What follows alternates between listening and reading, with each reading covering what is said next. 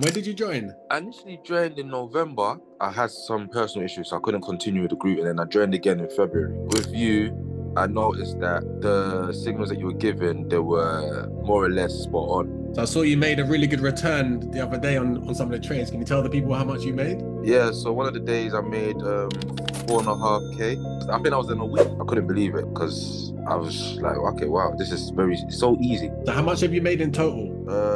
I'll just say just shy of 10K. Bro, £10,000 profit from how much you start with? 250. Turning 250 to £10,000. That's amazing, man. I'm buzzing for you, bro. I'm super happy, man. What's your plans moving forward? What do you want to do? Do you want to keep trading? What's your goals? Trading is a tool for me to have my freedom, isn't it? So that's what I'm really doing it for, really, just to do other investments and everything. But yeah, main thing is coaching. That's what I'm gonna do. If there's anything you would say to anyone who's interested or thinking about joining, is there anything you would say to them? Take the risk. The biggest risk you can take is not taking any at all.